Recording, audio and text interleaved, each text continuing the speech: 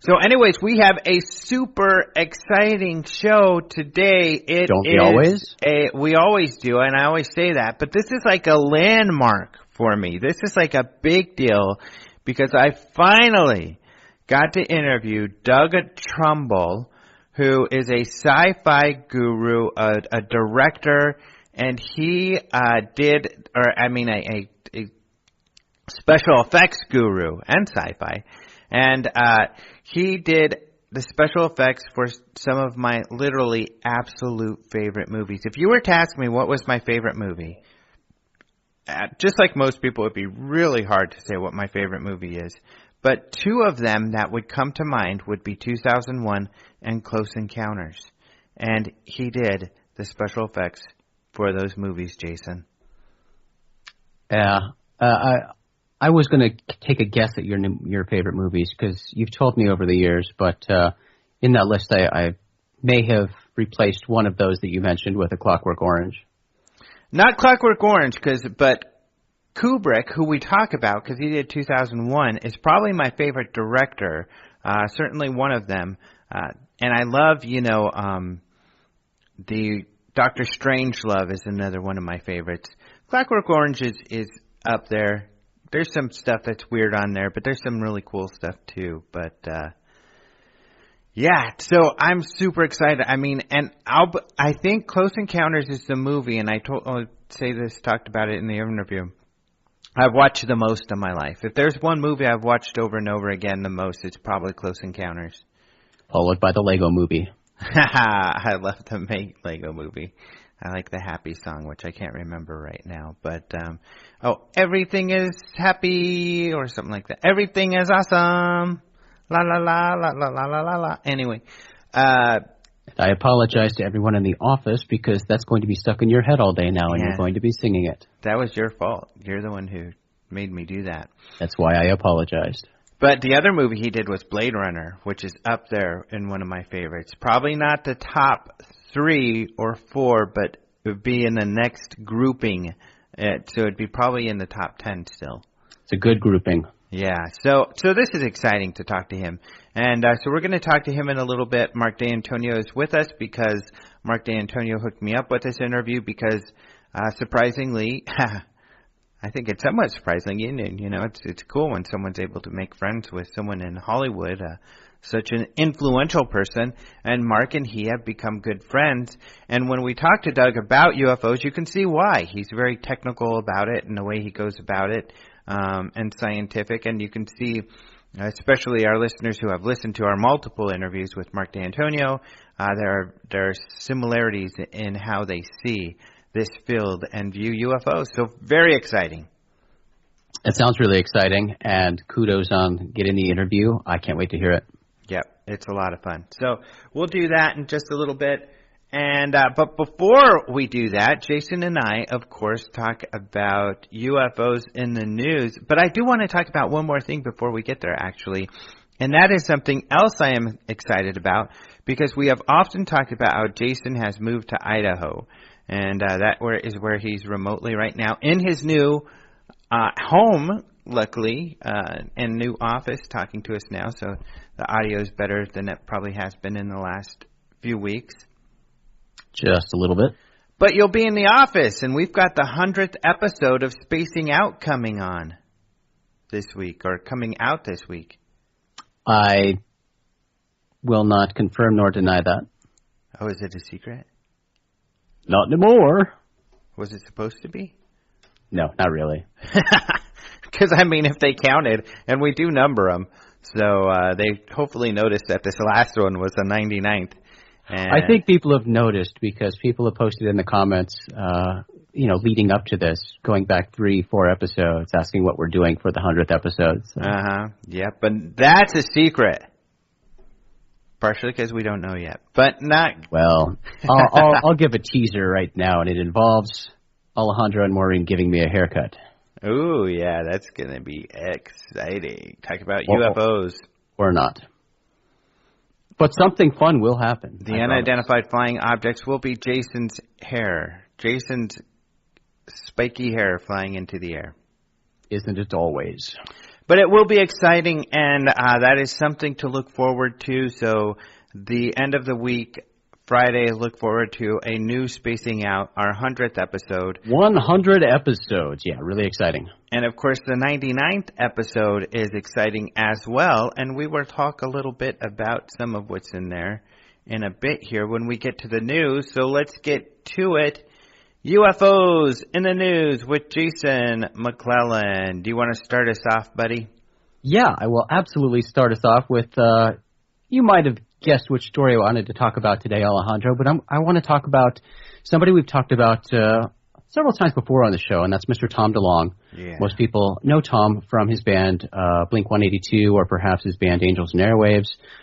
We've mentioned before that Tom is more than just casually interested in the topic of UFOs and extraterrestrials.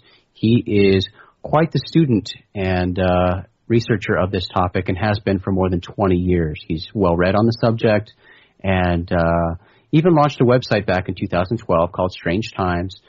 And it was just a project that he was starting. It was a new property that he had many goals with, and it just kind of went on hiatus because of his many other projects and lack of time, etc.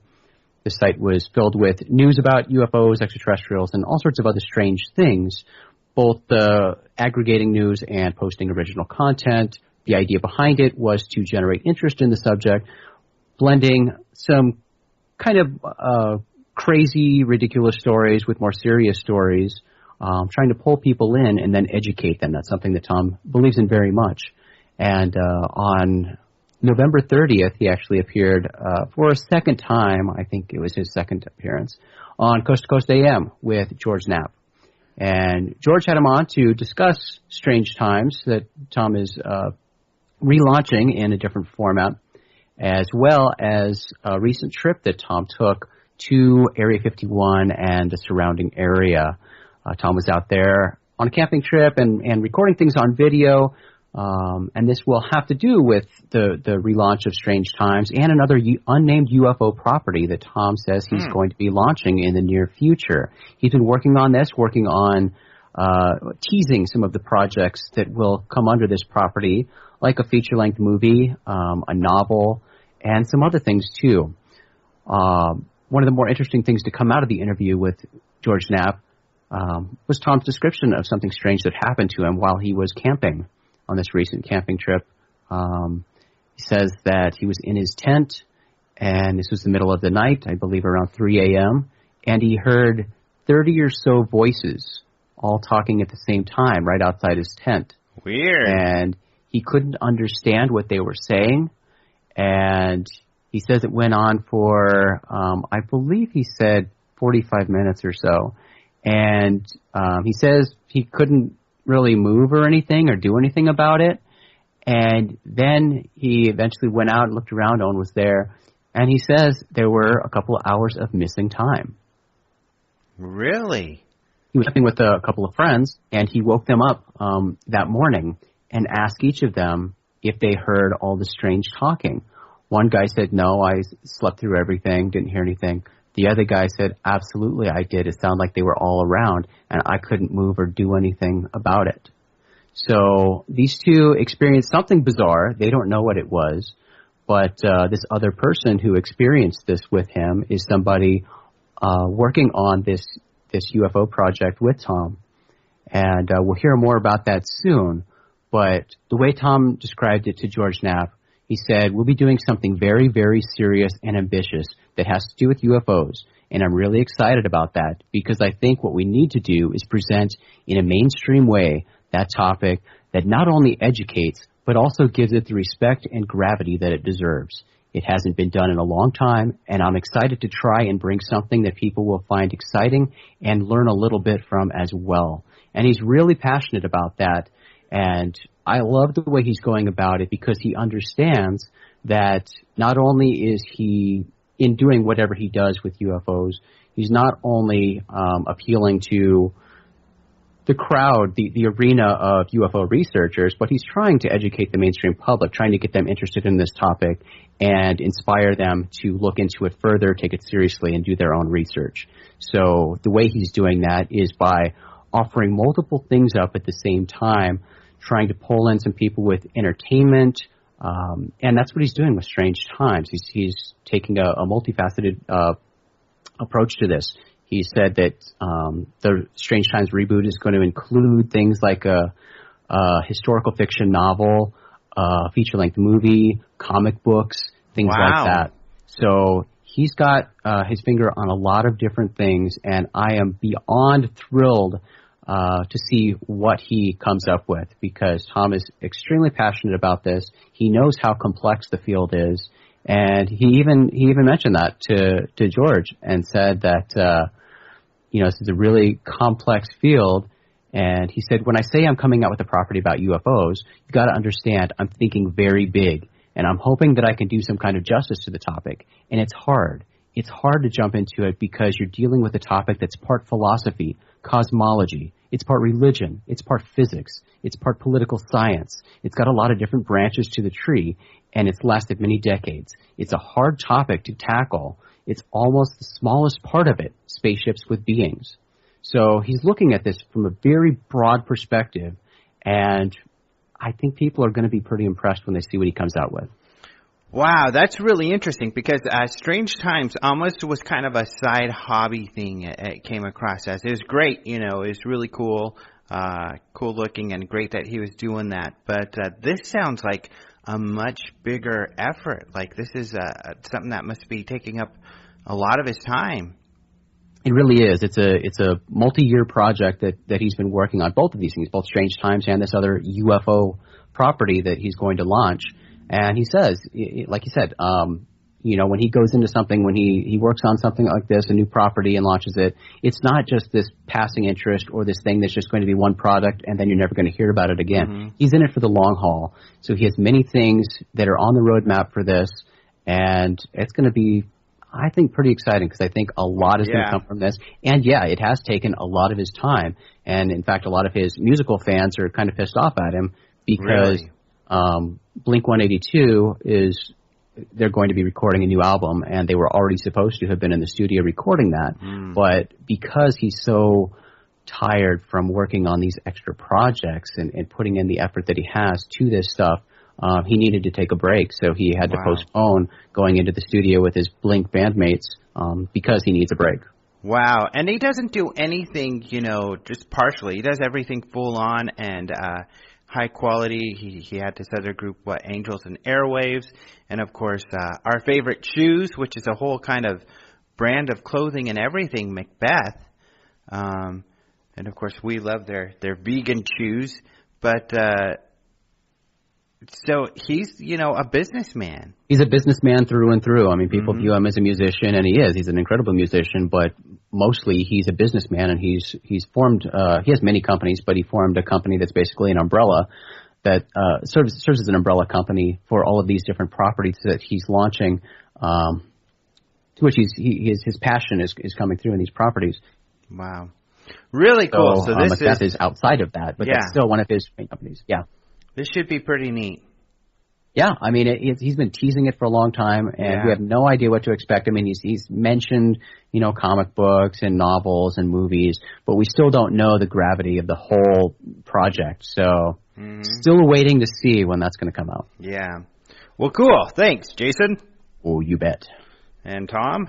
And George Knapp, of course, does some of my favorite interviews on Coast to Coast, and he did Bob Lazar recently, and they talked a lot about their appearance at the UFO Congress. He had Jeremy Corbell on there with him, and he's going to be speaking at the Congress as well. So hats off to George Knapp, who's awesome, who will be there at the Congress as well. Yes, sir. Knapp's the man. Knapp is the man. So the story I want to talk about, just because first, and then just a couple other mentions, but really the story I think that is most interesting and continuing to develop is this one about this fake video that was supposed to be of this dogfight captured by the government during the Phoenix Lights, and it looks like it is, kind of South Mountain, just as like if you're into the Phoenix Lights and know the details, was made famous by the Phoenix Lights because of the lights around it and the debate around that and everything. But the Phoenix Lights took place in 1997, very popular sighting. Thousands of people saw them here in the Phoenix area. And so this guy made this fake news website, put up this video on his YouTube, and he made some fake other websites too about these missing kids that went missing during the same time. And then, it was pieces of information at each of the websites. And then this fake story about this killer who killed these guys because they found these missing people dead. And it looks like it's this entire story, and there's bits and pieces on these websites that don't seemingly be related, except for that they're all written by a journalist, an alleged journalist named David Collins, who also posted this video. But then you see this other video, and I think this one tied it all together, about this television show, American Crimes. And it was supposed to be this show that's going to air, that's kind of a news documentary show, and it shows who is supposed to be David Collins talking about this case of these 4 missing kids who were found dead, and this guy who killed them, but then this guy says aliens took them, and it's somehow linked in with this leaked footage from the government and the Phoenix Lights. So it really looks like this movie viral campaign.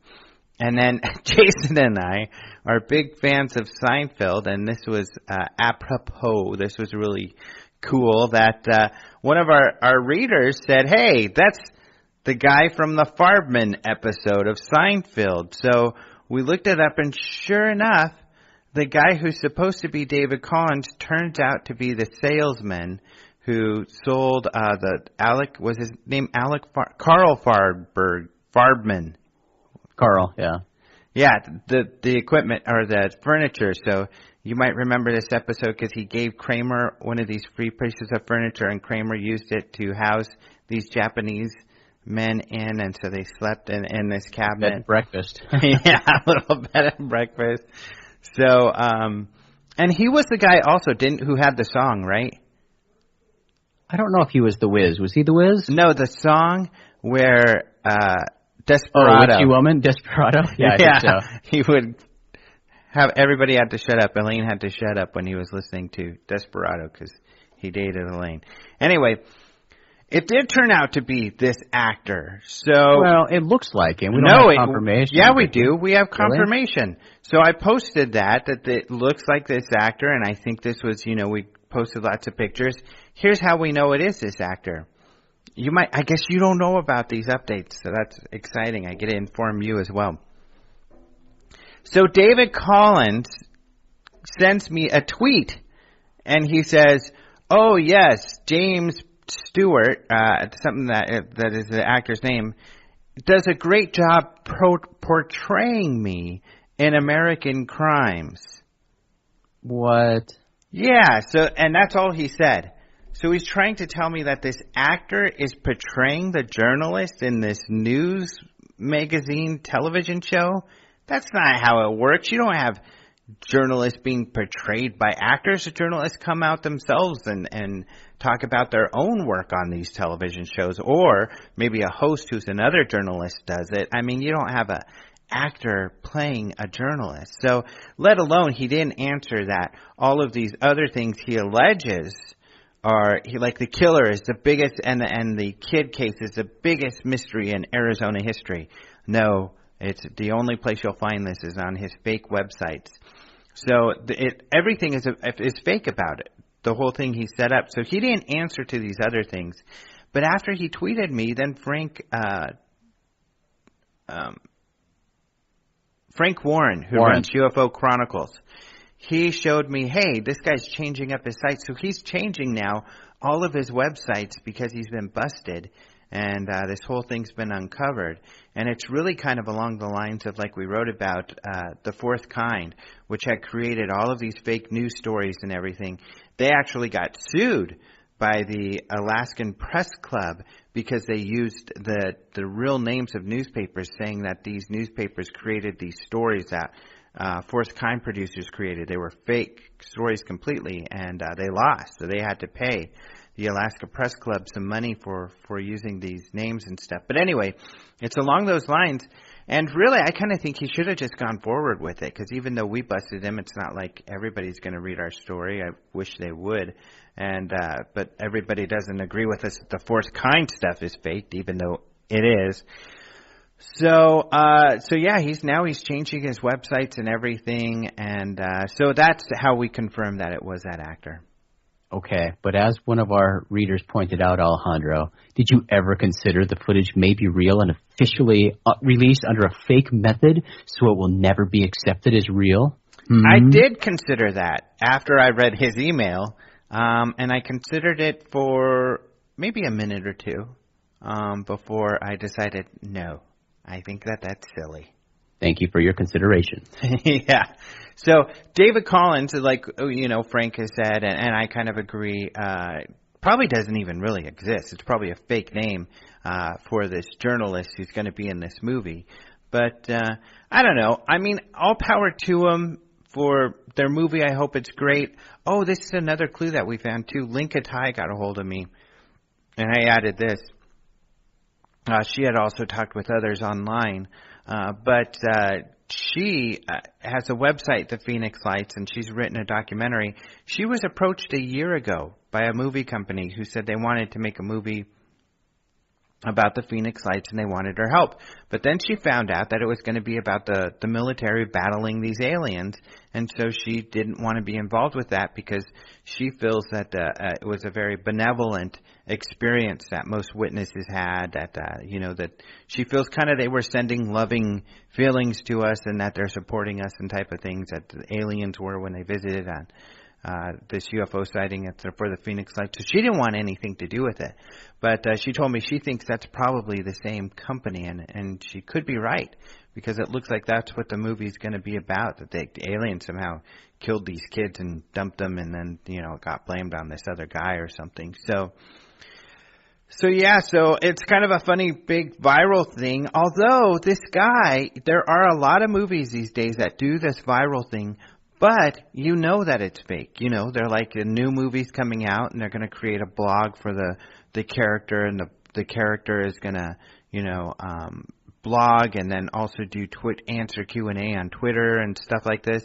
And everybody knows it's just fun, entertainment, and that's fine. Why not do that? Why not just say, yeah, we've got a new movie coming out, and it's about our crack journalist David Collins unearthing this whole thing, and go read his story, go see him on American Crimes, and you can blog him, and then everybody knows he's a character, and it's still fun, Yeah, I agree. I mean, I don't really understand this approach and how the creators of it, if that's what it is, feel that it's going to benefit the movie or get people to see the movie, because the only people who would pay attention to something like this are people already interested in UFOs, people who research this, and they're going to find out it's fake. They're not going to go see your movie. Yeah, they're going to get upset. I mean, right. You're really kind of just upsetting people. So why not just, who cares if we called you out on it? Just be like, yeah, this is part of my new movie, guys. And, I hope you guys check it out, and just go with it, and then admit to it and go with it. That's fine. I think people in this field will have fun with that. But to keep trying to pretend it's real and then send me this thing that this actor is portraying don't lie to me, dude. I just replied and I said, well, you still haven't answered how the stories are fake, the news channel that you created are fake. I said, sorry, you're busted, the jig is up. It's a hoax. Yeah. So, and he didn't reply to that. I don't get it. I don't, other than, paying somebody money for something that's not going to pan out on the end. It seems like a ridiculous expenditure to me on the marketing end. And, look, things like this can work. And Blair Witch Project is an example of how it worked. Yeah. And it worked well. And a lot of people have tried to recreate that success, and it hasn't always worked. But in that case, it wasn't fake websites, this whole backstory created with all sorts of, elaborate storylines. It was very vague. Yeah. Keep it vague. Keep it simple. Keep people guessing. What is this? Yeah. But when you go and create websites and fake documentaries and all this other stuff, it's not going to do anything for you. People wonder what it is now. When they find out what it is, they're going to go, oh, that's dumb. It's a movie. And they're either going to be pissed off and not see the movie, or people are going to be hearing about it for the first time. They're all, oh, well, that's okay. They took a lot of time and spent a lot of money and made this fake website and fake backstory, but I'm going to go see the movie. I don't care about that. It would be funny if he started to purport that Carl Farbman is real and Farbman Furniture is sponsoring the movie. That would be funny if they actually threw that in there somewhere to one of their videos they released. Yeah. It's like a Farbman chest of drawers in the background with like a Farbman logo or something. Aliens coming out of it. All right. Well, that's a story. You could go read it at openminds.tv, of course, and see kind of all of what we've discovered thus far, and go look at his websites because they have changed, and see what he's doing now. I think he's going to take some sort of new approach. I don't know what, but we'll see what he does with that. Just be aware that that video is a hoax video. I mean, it's kind of fun, but it's, you know, certainly South Mountain is surrounded by neighborhoods. So just like with the Phoenix Light, something happens there, it's going to be seen. And so, you know, there were no UFO dogfights with jets above these neighborhoods in Phoenix that surround the South Mountain. So, unless they were invisible. And it's funny because we call it South Mountain, but being from Colorado, it's like a small hill, really. But out here in Phoenix, they call it a mountain. So it's a pretty mighty mountain for Phoenix. Yeah. Other news I just wanted to mention, and I know this one probably got you a bit excited as well, and that is this meteorite that they found. Of course, I think our readers probably are like, yeah, big deal. You guys are always writing about meteorites that scientists purport to have evidence of extraterrestrial life. The significance of this new one, which I think will not be lost on Jason, is that when we've written about this in the past, it's been a group of scientists with the University of Birmingham. I'm saying it wrong, aren't I? Something like that. But anyways, it's this group that is out of the UK, Birmingham. And they also have scientists here in the United States that work with them, but they're all kind of the same group of astrobiologists together that believe there's ample evidence for this sort of thing. The significance of this new study is that it's a totally different group that is being accepted, seemingly thus far, a little bit more by the mainstream scientists. And so it's just exciting that now you have a totally separate group now with a different meteorite saying the same thing. So again, it's this abundance of possible evidence that there is extraterrestrial life. And they've done some work where at first, you know, it was thought that perhaps the carbon that was found on this rock was contamination from the earth when it hit. But these guys were able to show that no, you know, this stuff is deep in these fissures in this rock.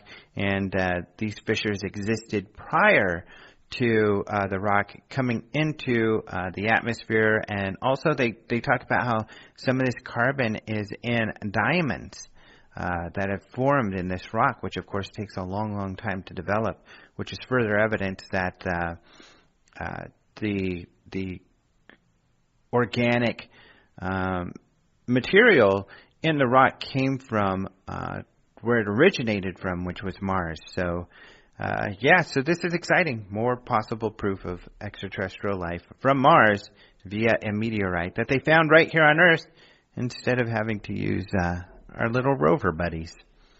The evidence is mounting, Alejandro, just as we said it would, and, you know, baby steps. And yeah. You're right. People do get upset when we talk about this and don't understand our level of excitement about it. But these are baby steps. This, you know, this continuing evidence that mounts is going to be more palatable for the mainstream public. They're going to look at this. They're going to see this is what mainstream science thinks. They're going to see the overwhelming number of scientists. It continues to grow, and the overwhelming number of examples like this. And they're going to go, that's starting to make sense. It's an important baby step, too. I mean, if mainstream scientists can say, we found, even if it's a microbe, extraterrestrial life, that is right there a paradigm shift. That is a shift to now we know we're not alone. And I think that's going to be subconsciously a big deal. I think it'll be subtle, which is probably the way it's supposed to be, and it's probably a better way to go about this. It'll be a subtle thing where everyone will now know extraterrestrial life is not only possible, we have evidence of it, and that leads to, taking more stock in the possibilities of, what other kind of life is out there. That's right. I think it'll be huge. Huge. Huge. The last thing I want to mention is something I keep passing up, to be honest, because sad news, I always feel like, we're always having fun and with the news and everything, and that I think, a lot of these sad stories deserve some reverence and reflection, and this is one I haven't mentioned yet, and I should have really, which is Dolores Cannon passing away in October. And I just wanted the listeners to know she was a regular at the UFO Congress. Since we have been running the Congress, we have also had her.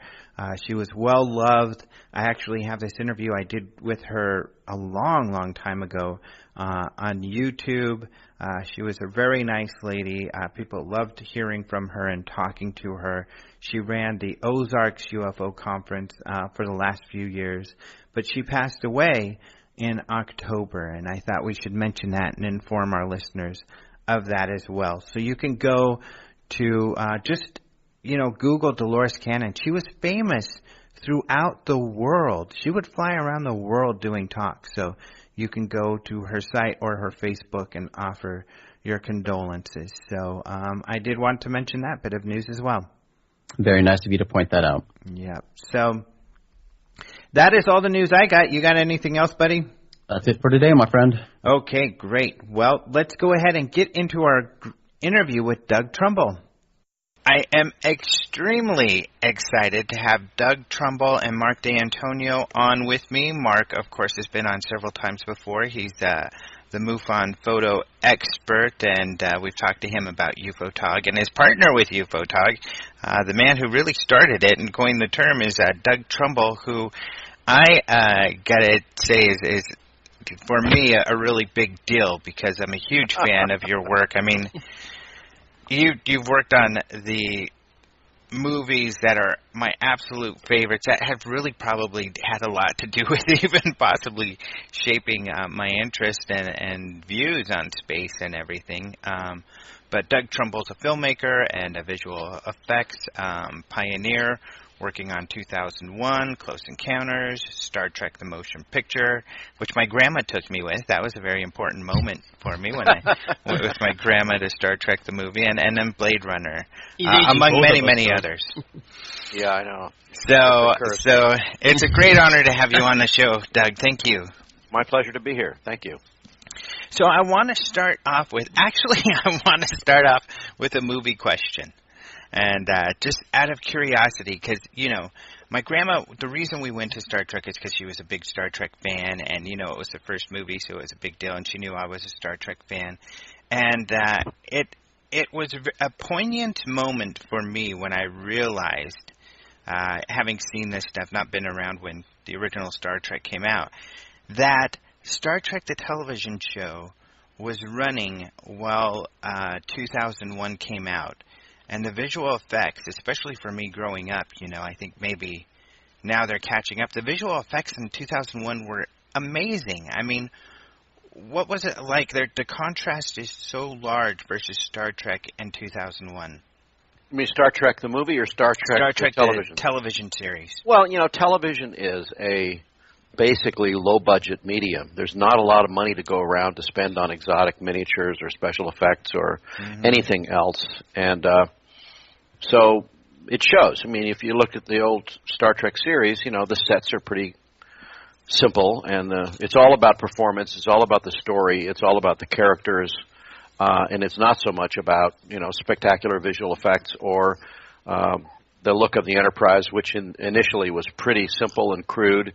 It was like one step above Flash Gordon. But Yeah, so there's just a big difference in the Yeah. amount of money available on a feature film versus television series. Hmm. I mean, in today's world, though, the technology you used for 2001, was it that much further beyond, kind of what they were doing in Star Trek as far as the equipment-wise?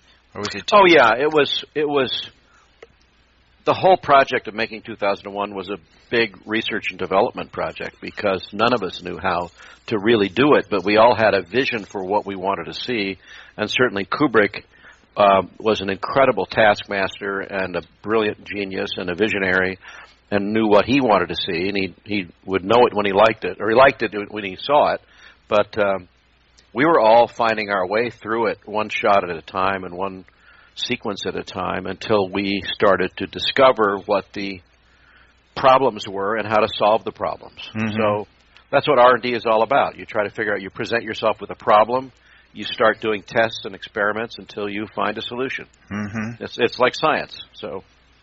And how did you feel? I know, sometimes when we're really close to a project, and other people have worked on things that are legendary now, they're so close to it that when it's finished, they feel kind of ho-hum about it, or I could have done a better job. Were you all really satisfied with what you did in 2001? Very, very satisfied. Every day I worked on that movie, I felt that I was on board some amazing adventure that was unparalleled, and I knew it, and I felt it, and it was a joy. It was a challenge. It was hard work. I'm not saying it was easy, but I think everybody working on the films felt that they were participating in something really unique and special. Mm-hmm. Which it was. And then the end. And my last question about the movie will be, because you had to kind of portray this a bit nebulous kind of ending, which of course there's been a lot of people who have translated it. What was it that maybe you were trying to portray, or what do you feel the ending kind of represented? Well, the whole concept of the movie throughout was a concept of growth and transformation. And, you start at the beginning of the movie and you have these Australopithecus pre-ape men hominids, or whatever you want to call them. It's not very clearly expressed in the movie because Kubrick wanted it to be very abstract and leave it up for interpretation. But these guys were dying. They were really not going to make it. They were vegetarians. They were in a desert. There was almost nothing left to eat. And so there was an alien intervention on their behalf to help them survive by teaching them how to kill animals for meat and how to use weapons as tools. And so there was an alien intervention that allowed their evolution to continue and progress without much further intervention. And so the second phase was going to be this kind of what Kubrick and Arthur Clarke sometimes called this kind of cosmic alarm clock or burglar alarm, which was the monolith buried on the moon that would create a huge magnetic anomaly that anybody who had the technological wherewithal to get to the moon and find this thing would then qualify for the next stage of evolution. So that was built in there. And so they go on this treasure hunt to find out, well, where did the signal go to or come from? And then they arrive at another monolith, which turns out to present them with this Stargate, which is a kind of a almost abstract transit through space and time to some other dimension.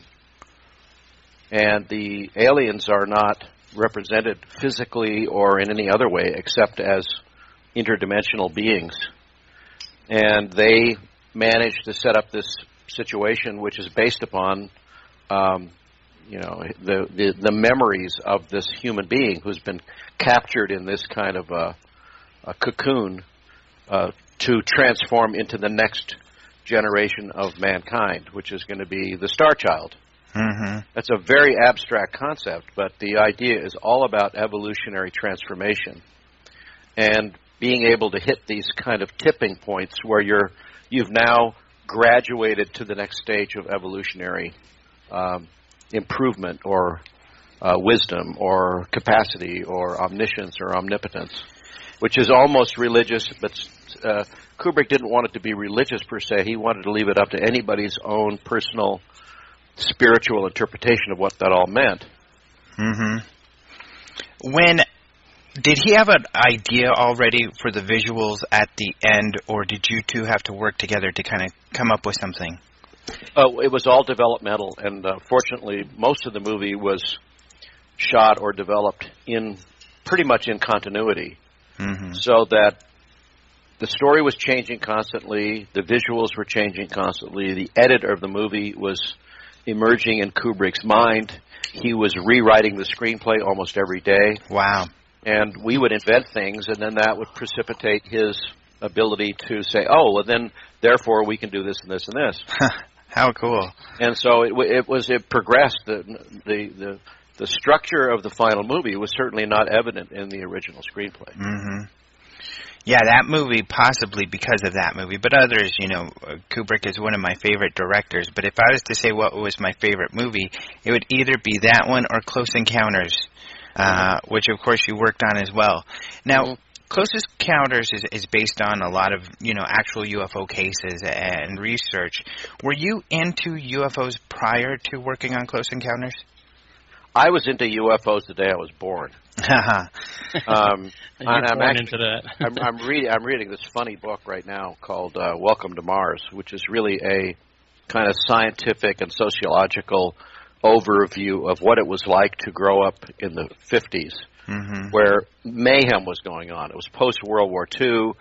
We had just invented the nuclear weapon, communications, computers, psychology, psychotherapy, mind control, all kinds of wacky and amazing concepts and ideas were emerging in the 1950s, which was, strangely enough, immediately subsequent to the 1940s, which was where a lot of the first UFO stuff started happening with Kenneth Arnold and with Roswell and all the other UFO stuff that made the cover of Popular Mechanics and Life magazine and Look magazine, and that's what I grew up in, UFOs.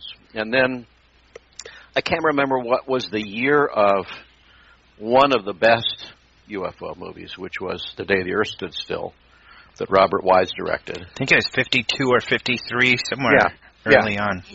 And I heard subsequently from a CIA man that was an acclamation project. Really? Designed and sponsored by the CIA to get everybody used to what they really should face, which was that there were aliens, that they had a very big agenda, and they were really sick and tired of us destroying the planet and messing with nuclear weapons and about to annihilate ourselves, and we better get a grip. And that's kind of the story of how of The Day the Earth Stood Still. Wow. And he said that was a purposefully planted movie. Now, I don't necessarily believe anything anybody in the CIA ever says, so you have to take that with a grain of salt. But I just thought it was interesting. So, and when were you told this? I was told this about, maybe 7 years ago.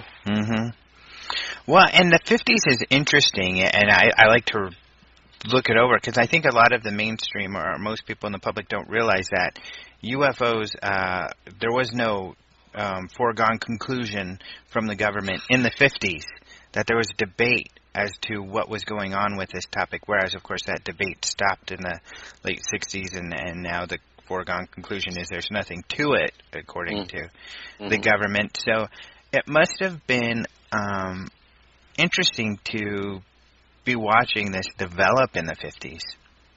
Oh, it was. I thought it was fascinating. I was too young to really take it all very seriously, and it was only in retrospect, after having worked on Close Encounters, that I began to inquire, well, where did this come from? Because Steven Spielberg and a couple of other secondary writers took credit for writing the screenplay, but there was no mention of Jacques Vallée. And I heard many years later that Steven read all of Jacques' books and concocted Close Encounters based upon those stories, and probably others as well. But that completely changed the dynamic of my first belief in Close Encounters as an entirely fictional story to one of having to reconsider Close Encounters as maybe based on real stories that had already occurred in the 1950s. Oh, wow. So that's interesting. So you didn't know that background. You thought at first Close Encounters was completely fictional. Yeah, I mean, here I am. I'm just a special effects guy, movie director, in an industry that does nothing but fiction. Mm-hmm. And I never really thought twice about it, although because of my own personal interest and observation of the whole phenomena, I had a pretty good idea of what I thought things should look like or what they might look like. Mm-hmm. And so did Spielberg. And so Close Encounters was our best shot at that moment in time of depicting UFOs as, very hard to discern bright sources of light with beams that come out of them and things like that. So it's not like, we started with ideas about, disc-shaped silver craft, which didn't look good on screen. It didn't look convincing, and we thought, well, we got to make this very, very diffuse and very hard to grasp exactly what it is, and very open to interpretation from different viewers at different times. And so that kind of whole photographic style of shooting into bright lights and lens flares, and Spielberg said, well, he thought, the best thing he could express was when you see an airplane landing at an airport with its landing lights on at night, and you're glaring directly into these landing lights, and so you can't quite see the fuselage. You can't really see the wings or the landing gear. It's just something coming at you that's bright, was his best description of what he wanted to see. And we tried to fulfill that, and I thought it was a really good direction.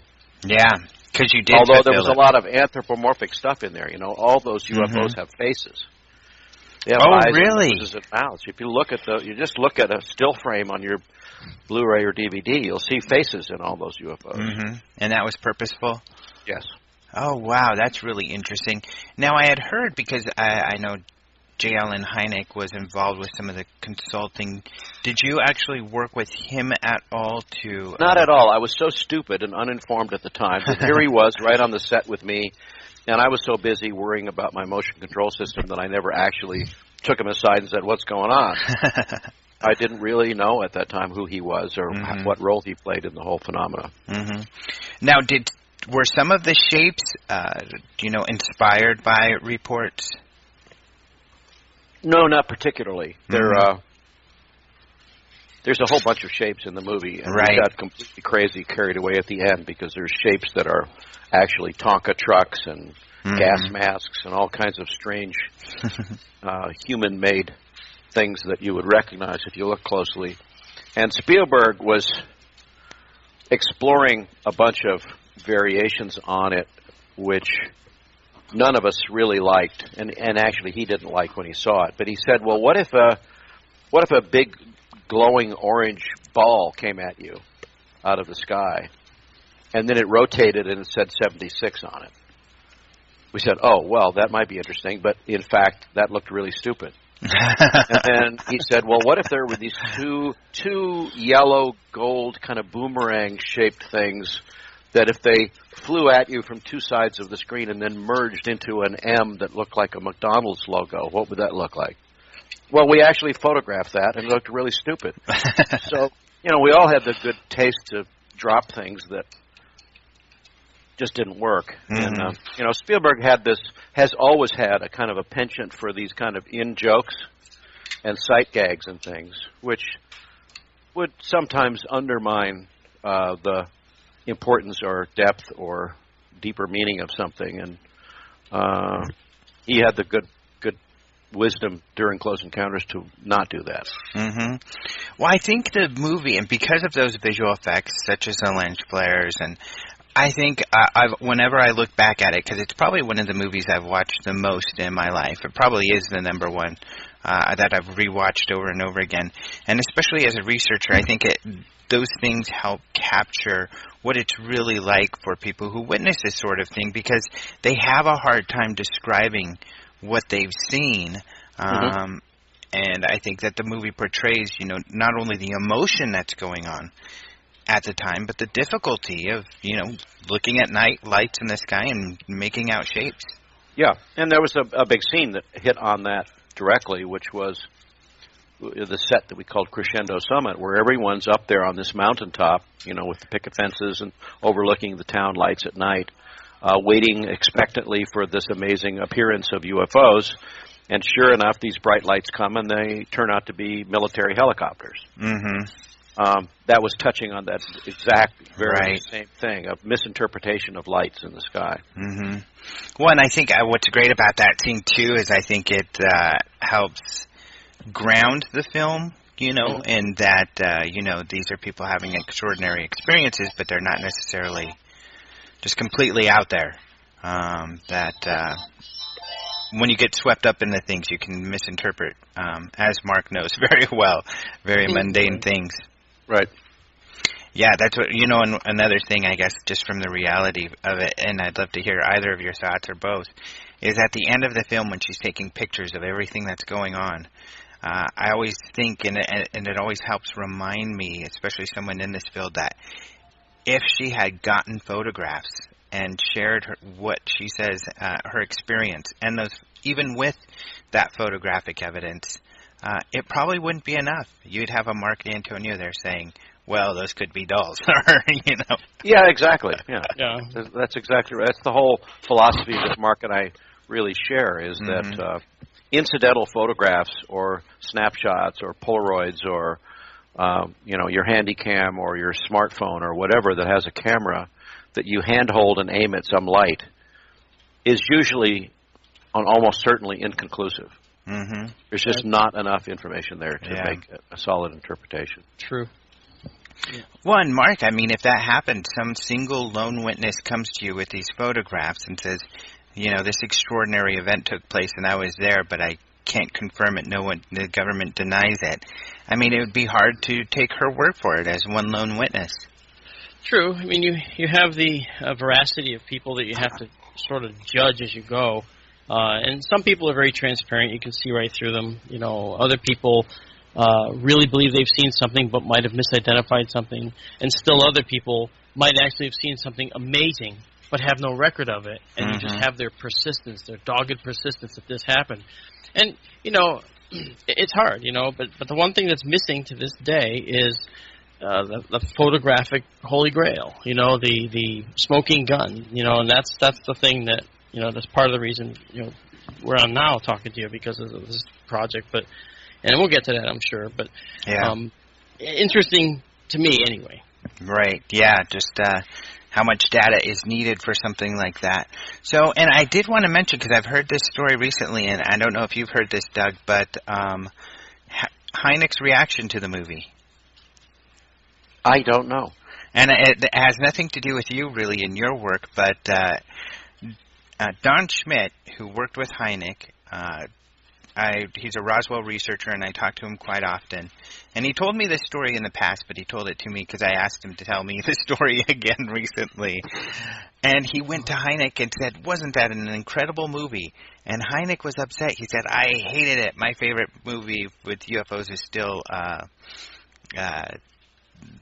The Day the Earth Stood Still.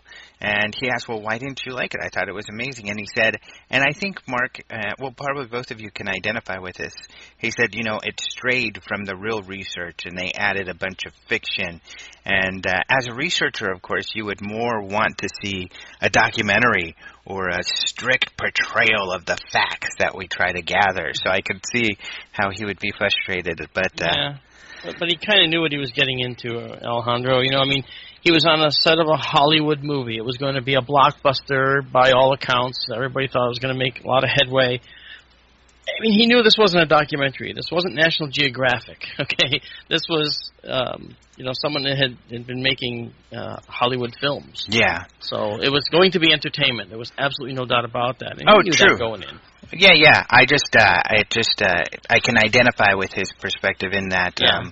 I think many of us who work with television can often feel that way, just because we're so particular about the facts. Which, of course, you know, you've got to make something entertaining. I just thought that was interesting that he had that reaction, and especially because Close Encounters, like I said, is just so incredible to me.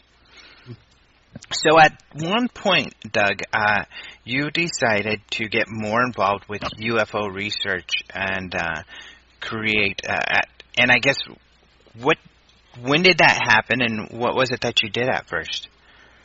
Well, I arrived at a time in my life where I was kind of tired of exactly what we were just talking about, of entertainment movies, which were fun and, popcorn-like, but not really deep or personal or profound or anything. And it occurred to me that I'd had this lifelong interest in the subject, and I had certainly made a living depicting UFOs and things in movies of various kinds and alien contact. And I actually consciously asked myself, well, what am I going to do about it? Is in fact there anything I could do about it?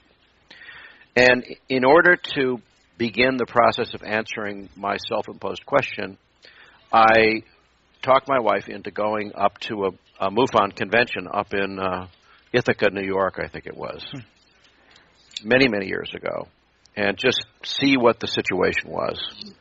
And my question that I was going to pose at this convention was, is anybody here doing scientific research?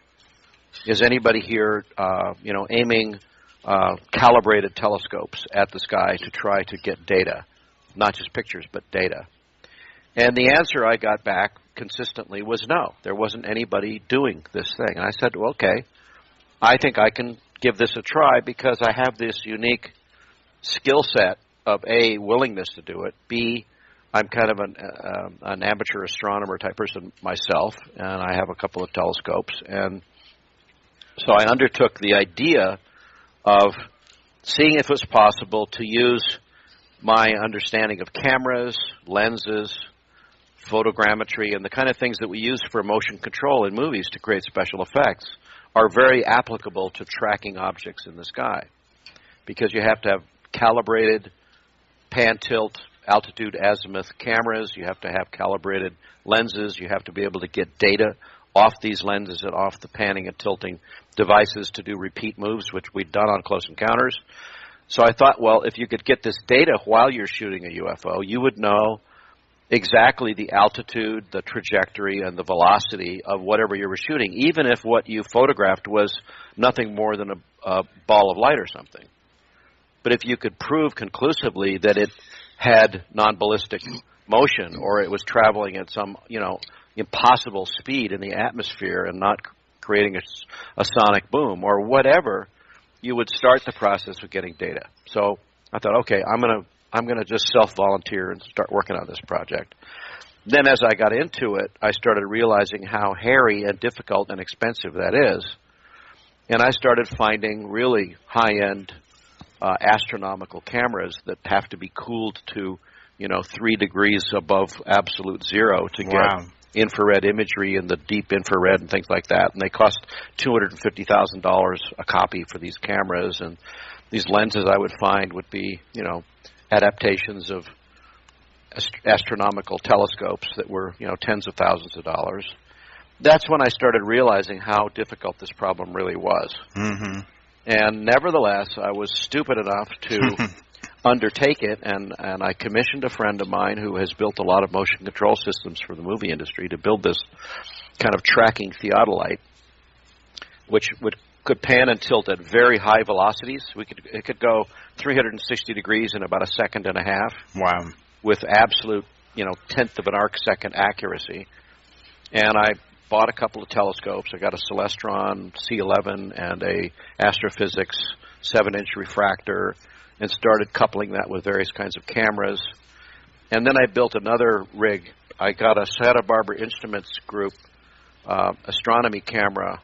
I can't remember the model of it at the time, but it was like a 4K camera that would shoot down to 5th magnitude stars in a 2-second exposure. Wow. And I put a Nikon 8mm fisheye lens on that, so it became my all-sky camera.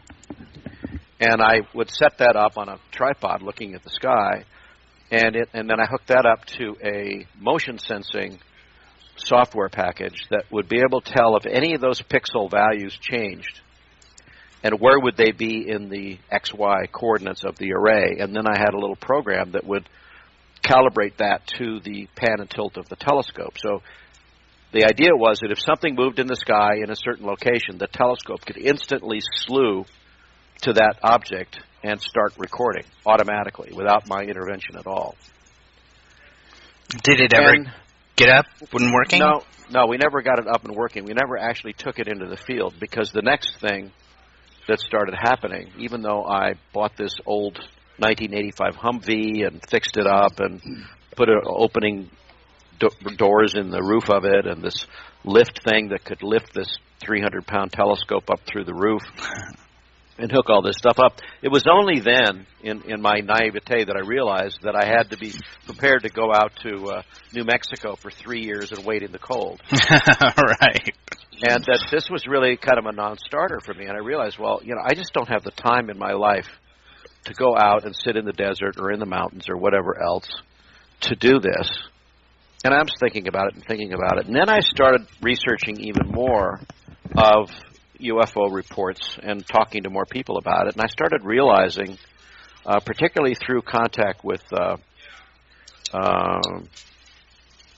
David Jacobs and Bud Hopkins people, that UFO activity can be any time of the day or night in any location, and you don't really have to have an all-terrain vehicle to go to the top of a mountain to see a UFO.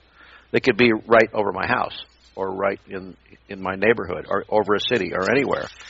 And so the whole intrepid go-to-the-desert quality of it kind of subsided, and I realized that you could do this anywhere you wanted. So I just started looking at the sky here around my house and realizing, well, I could use image intensifiers, was my next step. So I could see into the dark. I could see satellites, and I could see planes, and I could see birds, and I could see astronomical objects very clearly in real time on my telescopes. And I thought, well, this is really cool, but I'm not really triangulating yet on them.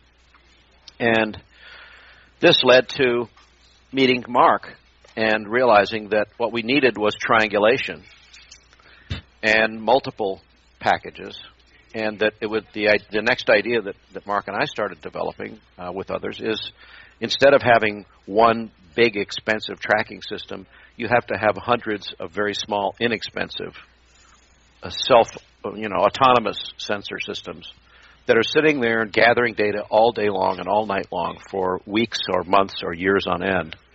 And then you have to start mining the data and seeing what you can find. Mm-hmm. And that's kind of where we are now. And we're very serious about it, and we're very dedicated to finding a solution that would be pretty ubiquitous, because this was also coming at the time of the super smartphone, where you've got a little thing you can buy at Best Buy for $200 or something, and it's got GPS, and it can transmit and receive, and it's got a camera, and it's got inclinometer, and it's got magnetometer. It's got stuff inside that can tell a lot of information for you that's very cheap. So we started this whole idea that Mark can describe probably better than I can. You're doing very well right now, I'll tell you. What a package might have, and that it might actually be quite inexpensive, and you could actually hide these all over the place, in trash cans or tops of telephone poles or fake rocks or anything you want to do, and you have to accept the fact that dogs are going to eat them or coyotes are going to do whatever to them, and they're not going to make it through the night, but some of them will survive, and so you have to manufacture hundreds of them at low cost and put them in the hands of a lot of other people and kind of start crowdsourcing the process. Mm-hmm. Yeah, it's a great plan. When did you start building? Like, did you coin the phrase UFO-tog, from the get-go? Well, I coined that phrase when I wrote a story when I was at IMAX, and we were developing ideas for IMAX 3D movies that would be dramatic and very experiential. And it started with this acronym, or whatever you want to call it, meaning UFO photography, which was this story that I wrote when I was at IMAX called Ursa Major, which was a story about a man trying to photograph UFOs. And he's in conflict with his wife, who is a legitimate astrophysicist, academician, who's horrified and embarrassed that her husband is doing this thing because he's had a sighting and she hasn't. And she's going through all the traditional things that legitimate physicists and science people have to face, which is that if you talk about UFOs, you're likely to get laughed at, humiliated, run out of town, lose tenure, or whatever else might happen to you. And I've researched this with astrophysicists and scientists, and they all confirm that that's their situation. Even though they may personally hold their belief that there's certainly life in the universe and it must be ubiquitous and everywhere, and intelligent life is a very great likelihood, they don't want to talk about it, and they don't want to work on it. So this was the conflict in the movie. Mm-hmm. But UFOTOG became this phrase that we used for his project. And so we designed this logo for it and figured, well, he'd put it on all his gear and everything. And over the years, it's metamorphosed into this more recent movie that we just shot called UFOTOG, using the telescopes and theodolite and all the props that I had already amassed for this real project, and make it into a fictional movie about a man's quest to photograph UFOs. And sure enough, he gets himself abducted at the end of the movie.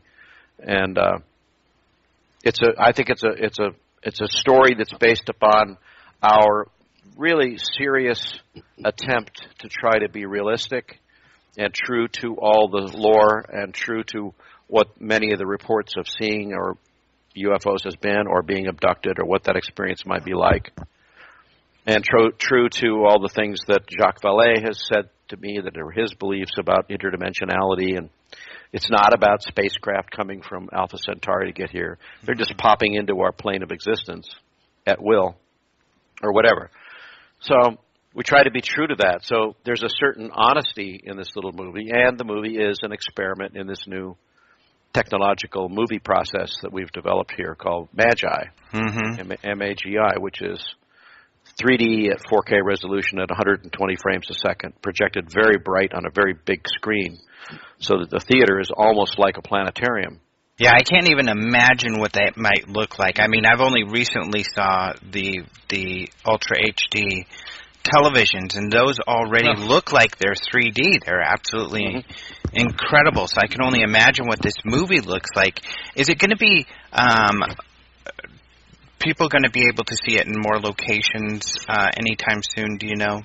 I don't know the timing of it, but yeah, that's our objective. Is to actually, we have to build a whole new kind of movie theater.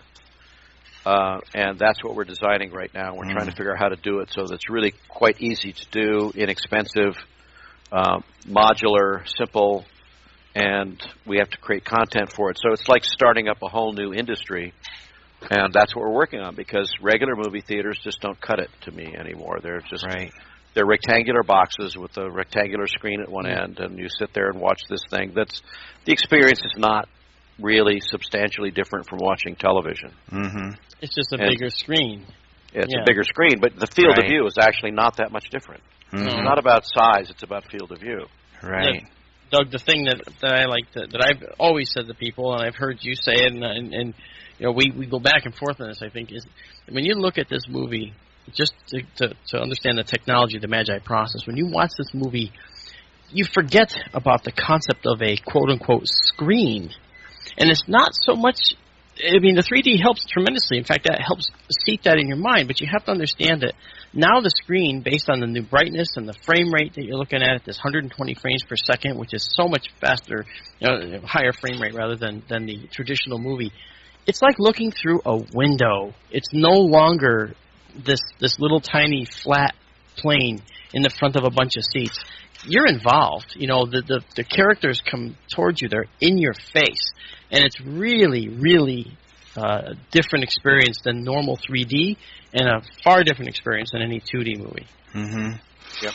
So the technology, when you began, with UFOTOG, your personal project with putting together this theodolite and everything, the technology has to have changed quite a bit from then till now.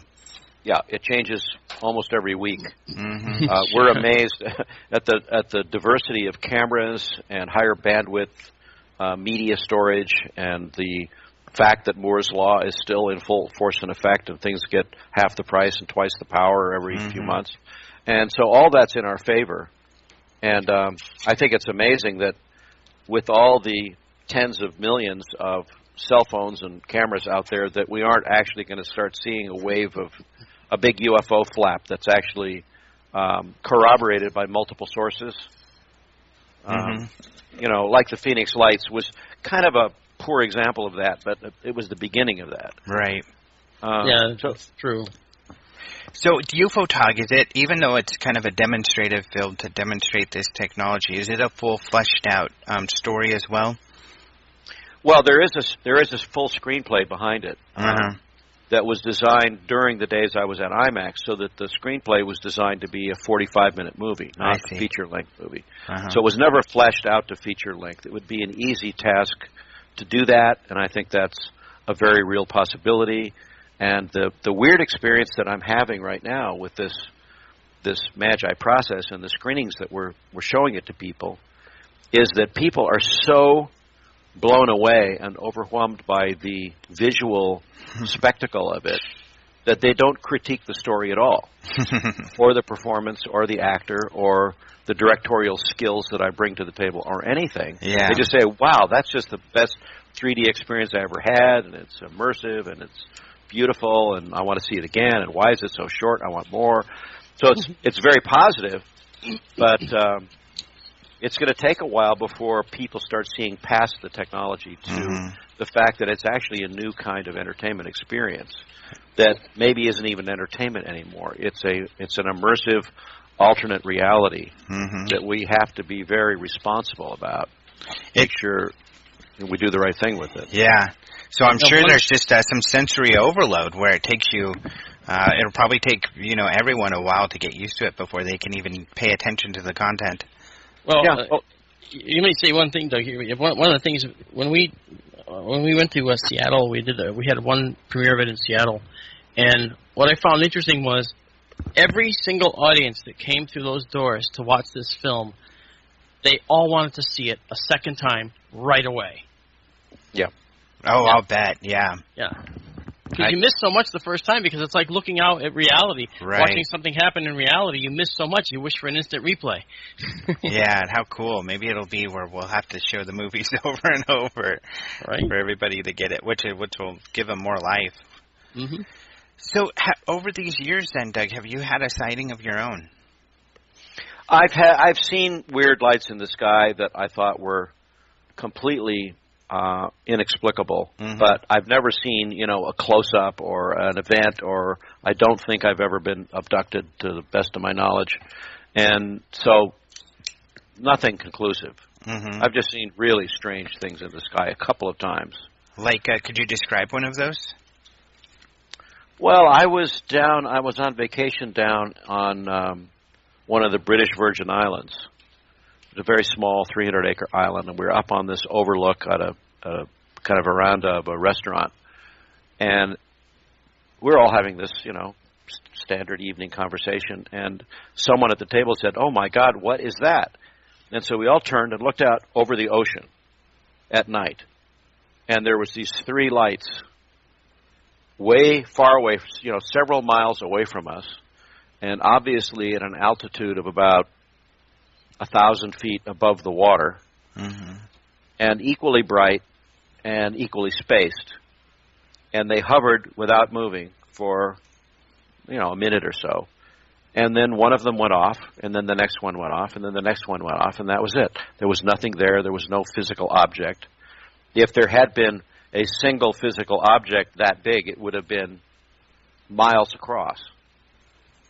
And so I was completely disturbed by the whole thing, and I sat out there for hours watching the sky and waiting if anything else would happen, which it did not. And then I went back to the site the next morning to see what was the actual circumstances of the ocean, and was there an island or anything else out there? And there was nothing out there. We were looking directly toward Puerto Rico, which is quite many miles away. And subsequently I researched that. There's been tremendous number of sightings around Puerto Rico, and a lot of submerged objects seen around Puerto Rico.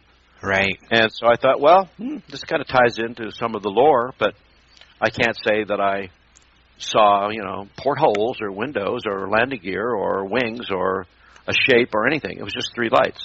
Maybe it was three military helicopters on maneuver or something. I have no idea. You could probably explain it. If it was my job to explain it away, I could probably come up with a bunch of reasons. Right. Yeah, well, and a lot of sightings seem to be like that. Do you have a theory as to, I mean, the nature of the phenomena? Well, I think I feel that we're very fortunate that even though I believe that whatever it is, probably is multi-dimensional, because they just seem to appear out of nowhere. And the story that I kind of put together for myself is that they're coalescing. And they're coming from another dimension or another time or another space or whatever, and they're in a process of coalescing, possibly into a physical manifestation, but possibly just in a transitory mode or phase, so that they actually don't have any inertia or don't have any weight or don't have any mass. They're just energetic. And so, therefore, by being purely energetic, they can kind of move around in any direction they want without creating a sonic boom or making any noise or anything, because they're not actually truly penetrating or displacing the atmosphere or doing anything else. But fortunately for us, they're emitting something that we can see. There's something about it in the visual spectrum. Mm-hmm. That's not to mean that there isn't a tremendous, much more stuff that's outside the visual spectrum. That's various kinds of radiation or gamma rays or Hawking radiation or you name it, the number of things the electromagnetic spectrum is extremely broad, and it's stuff that we can't see and can't sense. But fortunately for us, there's some part of it that we do see. Mm-hmm. So if you aimed some really cool sensors at that light, you might find other things there that are not visual, that are energetic in some spectral thing. Mm-hmm. Yeah, and I think there's every reason to believe that there's stuff going on that is completely over our heads. Mm-hmm. Because if it's interdimensional, then it probably taps into something that has to do with dark energy or dark matter or That's whatever. Right. And it's not even in the electromagnetic spectrum at all. It's another spectrum altogether. Mm-hmm. Yeah, see, that's exactly where I go to with that, as Doug knows. I mean, the future science may very well be related to string theory, because our standard model of physics, as we've talked about so often, doesn't satisfy all the needs. But when we look at potential propulsion concepts buried within string theory possibilities, then we actually see the ability to travel in a different dimensional space. I mean, we're 4 dimensions, right? I mean, X, Y, Z, and time. So we're all moving through time in 3 dimensions. That's what our 4 dimensions are. So it's hard to fathom what a future technology would look like, but we do know that it's coming, because we already see horizons, our astrophysical horizons, which are going to show future inhabitants of the Earth the way to the stars. And it's going to be through, very likely, a string theory type propulsion system, which will allow them to punch out of our universe, literally, go interdimensional and punch back in somewhere else in the universe, perhaps within minutes or hours. So it's not so much science fiction anymore. It's still science fiction, but it's not so much science fiction anymore. Mm-hmm. Now, having talked with Mark for years about this stuff, it is interesting how similar your perspectives are on the whole outlook and where to go forward on this. So I can see why you've partnered up and worked together well. What was it like when you met Mark, Doug? You're going to ask him that, huh? I thought he was out of his mind, crackpot. Exactly. Half scientist, half crackpot, half geek, right? Yeah, that's right. No doubt a goofball. That's the kind of qualities we're looking for all the time. Mm-hmm. So, around here, the term geek is a very affectionate compliment. Right. compliment. Yeah, so there's nothing wrong in my world about being smart and passionate and determined, as well as successful or talented. So those are qualities that are not commonly admired in the normal media world. Uh-huh. Well, and it sounds in the entertainment world. The entertainment world takes everything scientific and dumbs it down beyond recognition. Right. Oh, yes. And I think that's a tragedy, because I think the audience and the people of the world are more sophisticated than they've ever been, more knowledgeable than they've ever been. They've seen every conceivable Discovery Channel, National Geographic special, whatever, on all kinds of amazing subjects, and they're pretty smart. And so don't dumb it down. They need more. They're voraciously willing and able to want to understand things that aren't in everyday life, and they crave, and I know I crave, experiences that are beyond the limits of my everyday existence. So whether that's a dream or a nightmare or an out-of-body trip or a hallucination or whatever, I like things that are not normal. I so agree with that too. That the dumbing down gets really frustrating when they make the scientific shows like kids shows so often.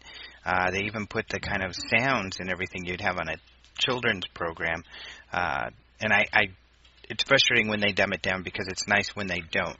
And I think the public can definitely handle, the information.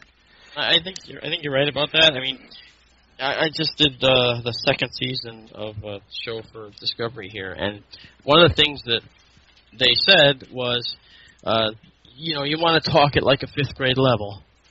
And I said, so you want me to say, can I go to the bathroom? And, of course, they laugh, and I said, tell you what, I'll speak like I speak to all the people that I talk to, all right? They can really handle more than you think, and they're more technical than you give them credit for. Right. And the Internet's partially to credit for that, too, because there's a lot of information out there that people read a lot. Just ask Doug. I mean, he's voracious about this stuff. And that he's a smart man. So, it's crazy. So, and I guess my last question, because we're pretty much out of time for you, Doug, but for both of you, is when it comes to the UFO timeline, are you any closer to, having maybe a prototype to kind of share with people? I think we're getting closer. It's a long slog because one of the most critical aspects of it is really good super sensitive cameras at low cost, and we're focusing on that as one of the most central, pivotal requirements that we have to solve before we can get on to all the other elements of it. We think that the telemetry is pretty straightforward. The fabrication is pretty straightforward. I think Mark would agree, but multispectral cameras are not easy to come by, and they're not cheap. So we've got to get that ubiquitous, and we're fortunately in a time where there are zillions of them out there. And if you get down to the chip level and go to the actual chip supplier, they're maybe $100 a piece for a really, really good sensor. And what you have to do is package that into the electronics that you need to do just the thing that we want to do. We don't want a camera that's designed for every cinematographer to have every conceivable knob and whistle on it. We just want to do one thing really well. So it is engineering. We're working on it. I don't have any idea how long it's going to take, but we're going to persevere. Mm-hmm. Well, we don't know. Yeah, you're right. The first prototype for the multispectral camera could be in as little as 3 months or as long as 6. Maybe somewhere in that time frame, I think, based on talking to our lead scientist who's actually working with us on this project. Well, of course, we'll continue to bring Mark on to give us updates, but thank you so much for joining us, Doug, and it's been really exciting, and I love to hear everything you had to say. It's really interesting to know the background of some of these favorite movies, and now it gives me a new dimension. I've got to go watch them again, thinking about what you just told me. So, well, he's great. Well, thank you. He's really good. Yep, Mark's thank really you. Good too. Mark, Mark's all right. Well, thank you so much. I'll pay you your fee there, Doug. I'll make sure I get it off to you right away. We'll talk later. Yeah. All right. Well, thank you so much, guys. You guys have a nice rest of your day, and thank you. We'll talk to you later. Okay. Very nice talking to you. Thanks a lot. Bye-bye. Thank you so much to Doug Trumbull. In fact, you can Google him and find his website because it's really exciting. One thing we didn't talk about was Blade Runner, another one of my absolute favorite movies, and probably one of yours as well. But he has some videos on there that show kind of how they made some of the special effects there. Actually, you might not want to watch because you're going to watch the movie differently when you watch this making of type of stuff. Also, he has more about UFO on his website. So he's got more about that movie that we talked about. He's got more about his Hummer that he made, with all of this UFO viewing equipment that he put on there. So a lot more about UFO on his site and a lot of exciting stuff you can check out there. And really, the stuff he's doing is groundbreaking as far as the technology he's using to film, as we talked about. So excited to talk to him. It was so awesome to talk to him, and I'm sure he's got a lot more to say about UFOs. So if we are lucky enough, perhaps one day to have him on again, we will get more into his ideas there, because really fascinating stuff. And hopefully it won't be too long until they're actually releasing some of their UFO Talk devices, and we'll be able to talk to you all about that. As usual, and as we talked about, I think we're the people have been keeping the public most up to date about the UFO Talk project. We have Mark on periodically to update us, so we will continue to do so. So again, thank you to Doug and to Mark. Thank you all for listening to another exciting holiday episode of Spacing Out. I should say, speaking of holiday, with the Phoenix MUFON is having their regular meetings this weekend. And why is it so special?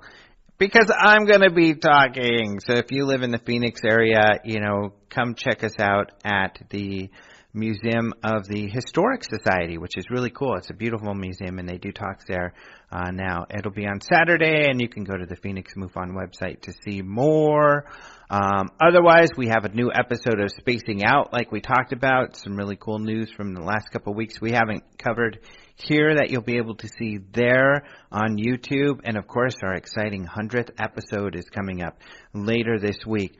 And also, the excitement doesn't end. The UFO Congress is really ramping up. It's in February.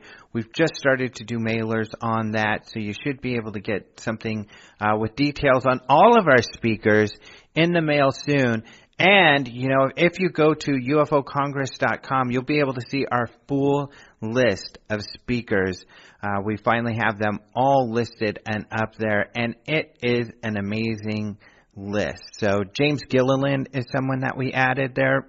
Also, we've added John Burroughs with his lawyer, Pat Frasconia. So, of course, I interviewed those two people on the show recently, but John will be at the conference to talk about his latest findings, and Pat, his lawyer, will be able to talk about their work as well, because, this is a really unique thing, a lawyer, a VA lawyer, trying to struggle to get these classified, military records released so that they can resolve these health issues, but also discover why the heck were their records classified from that period of time of when they saw this UFO in the Rendlesham Forest. Very mysterious, and there's a lot more to this story, I believe, and John Burroughs is the guy who's uncovering it right now. So really exciting stuff, along with, of course, having George Knapp and Jeremy Corbell and Bob Lazar. Once-in-a-lifetime opportunity. You can see Bob Lazar live and perhaps even get your question in there to him. We are doing a Q&A there, so if you do have questions for Bob Lazar, email those to us, and we will get those asked of him. Of course, there's going to be a lot of questions, so we'll at least get it submitted and hopefully get your question in there. And that's at contact@openminds.tv.